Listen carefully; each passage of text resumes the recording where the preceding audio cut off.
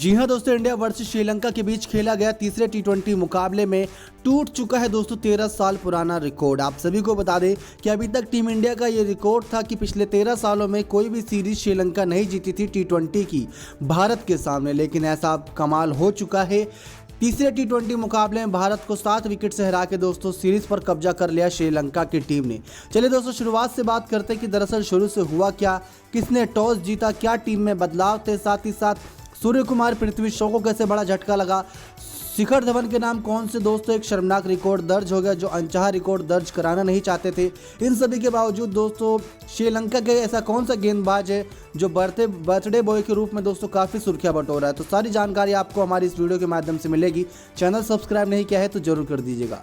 आज के मुकाबले में दोस्तों फिर से वही दिक्कत थी कि 8 खिलाड़ी आइसोलेट होने के बाद सिर्फ बड़ी मुश्किल से दोस्तों कह सकते हैं कि प्लेइंग 11 टीम इंडिया की तैयार हुई थी, जिसमें हमें यह देखने को मिला कि दूसरे टी20 मुकाबले में ही नवदीप सैनी को गंभीर चोट लग गई थी, तो उनको तीसरे टी20 मुकाबले में नहीं खिलाया गया। उनकी जगह दोस्तों संदीप वॉरियर खेलते दिखाई दिए, जिन्होंने दोस्तों 30 साल की उम्र में अपना डेब्यूट किया। वैसे तो दोस्तों साल 2012 से ही वो लगातार बहुत अच्छा कर रहे थे फर्स्ट क्लास मुकाबलों में, लेकिन अब जाके उन्हें टीम इंडिया की जर्सी में खेलने का मौका मिला है, लेकिन इस मौके को भी वो सही से भुना नहीं पाए, अपना मैच विनर बनने का चांस गंवा दिया।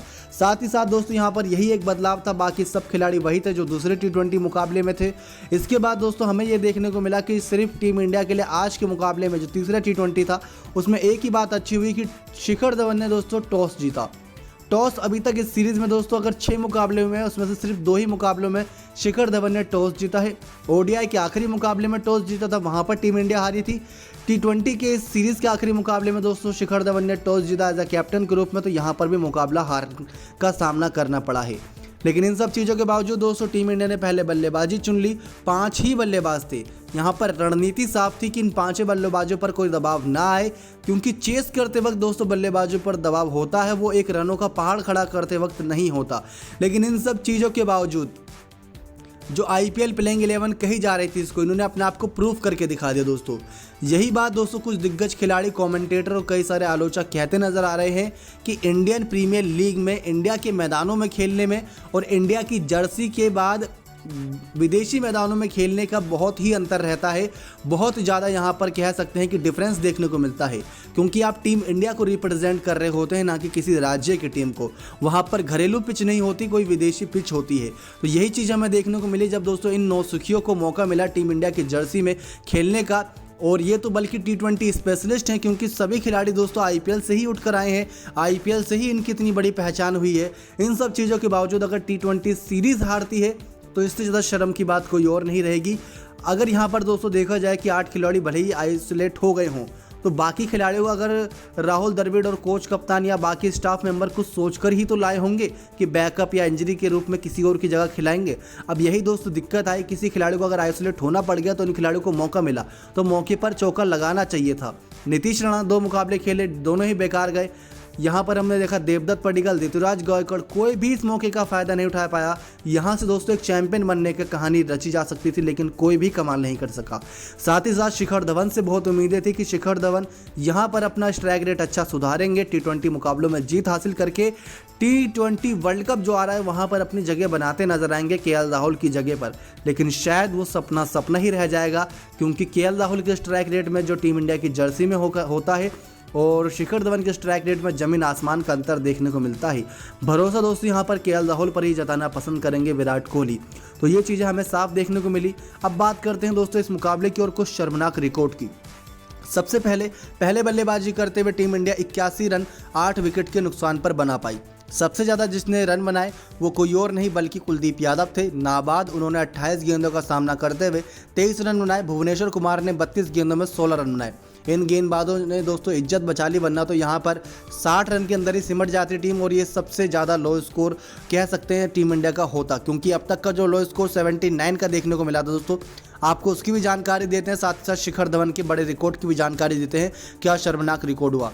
क्योंकि दोस्तों जब शिखर धवन को पहली ही गेंद खेलने को मिली as a captain, Shikhar Dhawan उस पहली ही गेंद पर आउट होकर चले गए। जिसकी वजह से दोस्तों टीम इंडिया के लिए ये एक निराशा की बात थी और गोल्डन डक पर आउट होने वाले शिखर धवन एकमात्र खिलाड़ी बन गए जो टी20 में गोल्डन डक पर आउट हुए हैं। क्योंकि दोस्तों टेस्ट के जो फॉर्मेट है उसमें लाला अमरनाथ गोल्डन डक पर आउट हुए थे और वनडे के फॉर्मेट में सुनील गावस्कर।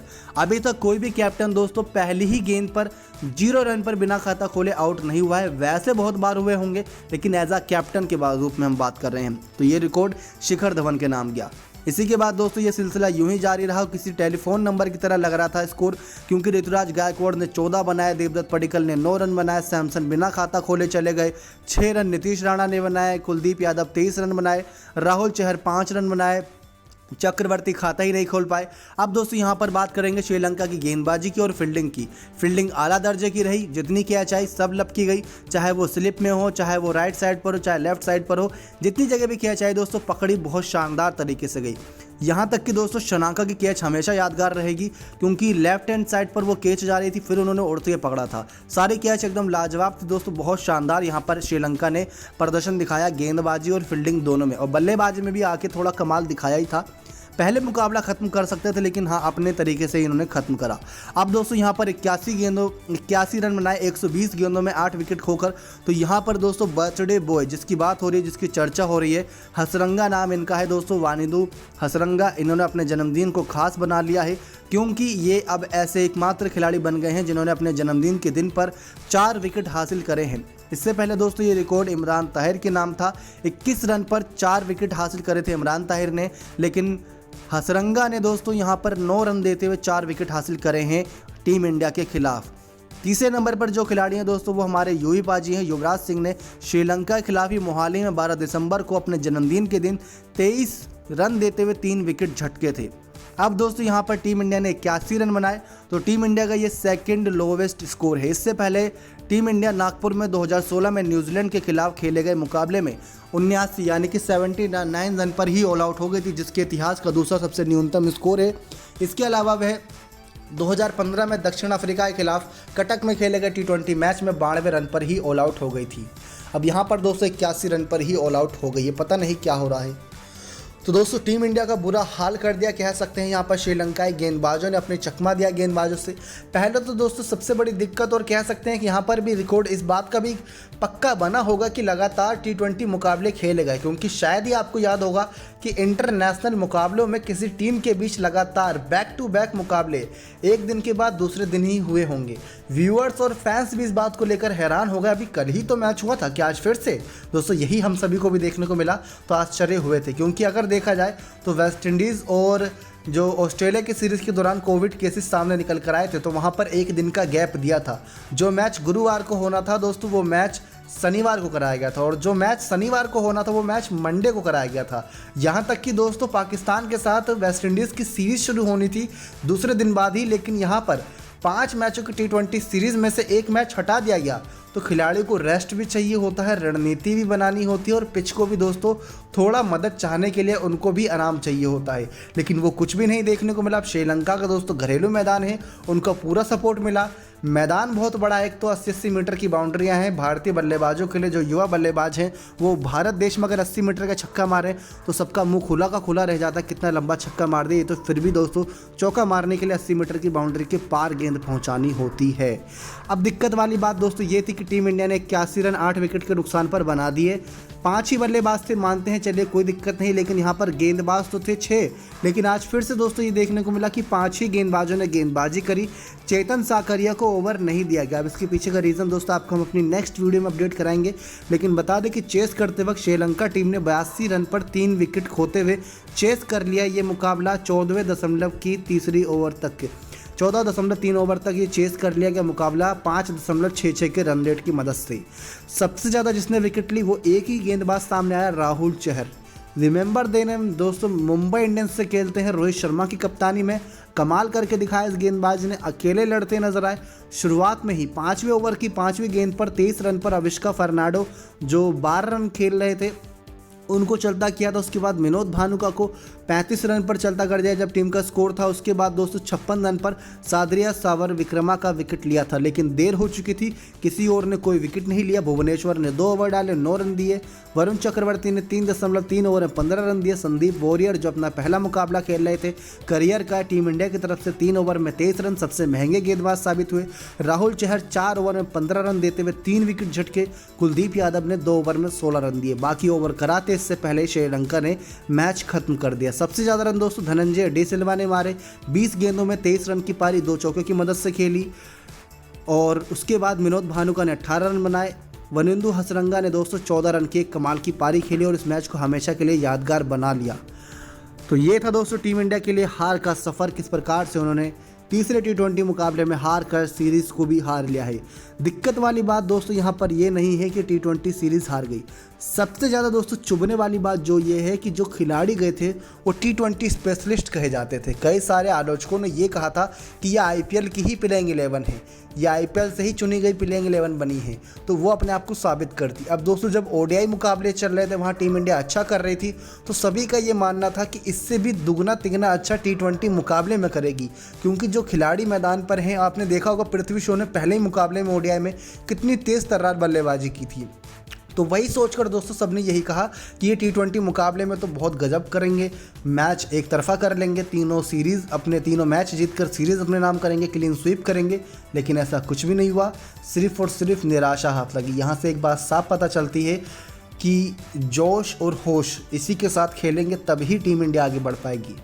दोस्तों ऐसे मौके पर रोहित शर्मा, विराट कोहली, ऋषभ पंत भी युवा थे लेकिन उन्होंने अपने आप को संभाला। ऋषभ पंत हो गए, KL राहुल, मोहम्मद शमी, जसप्रीत बुमराह, दोस्तों ऐसे खिलाड़ियों की याद आई ऐसे मौके पर, अगर वो होते तो किसी न किसी तरीके से मैच को निकाल ले जाते। इतनी बुरी तरीके से तो नहीं हारते दोस्तों कि इतनी बुरी तरीके से हार हुई है। कह सकते हैं किस्मत ने भी साथ नहीं दिया, 8 खिलाड़ी आइसोलेट हुए। कृणाल पंड्या कोविड पॉजिटिव हैं। अब यहाँ पर एक और बड़ी अपडेट देते हैं कि सूर्य कुमार और पृथ्वी शॉ का जाना बहुत मुश्किल लग रहा है दोस्तों, क्योंकि जो इंग्लैंड के यानी कि अगर श्रीलंका से भारत देश जाते हैं तो ज़्यादा कुछ दिक्कतों का सामना नहीं करना पड़ेगा सूर्य कुमार और जो बाकी आइसोलेट खिलाड़ी हैं, अगर उनकी कोरोना रिपोर्ट नेगेटिव आती है। लेकिन जो इंग्लैंड का रूल है, अगर वहाँ पर कोई आता है तो उससे पहले दोस्तों अगर वो किसी कोविड-19 व्यक्ति के संपर्क में आया है तो उसे 10 दिन के लिए आइसोलेट रहना पड़ेगा। उसके बाद इंग्लैंड जाने के बाद भी उन्हें 10 दिन के लिए आइसोलेट यानी कि क्वारंटाइन रहना होगा।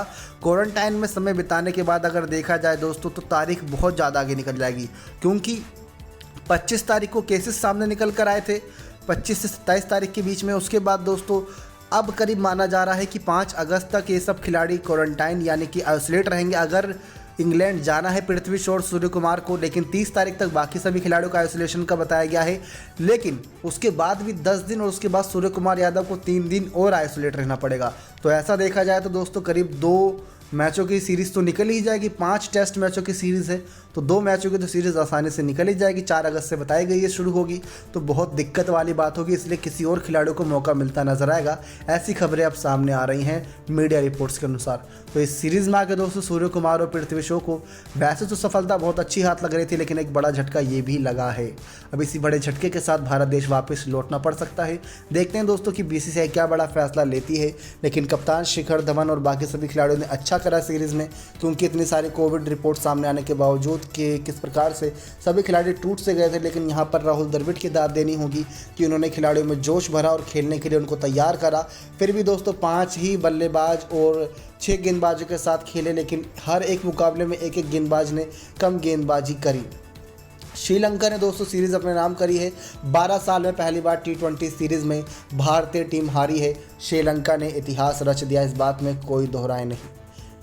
आपको बता दें कि 12 सालों में श्रीलंका ने पहली बार सीरीज़ जीती। इससे पहले 2009 में 2 मैचों की सीरीज़ 1-1 से बराबर रही थी। नेक्स्ट 9 स्पोर्ट्स की रिपोर्ट।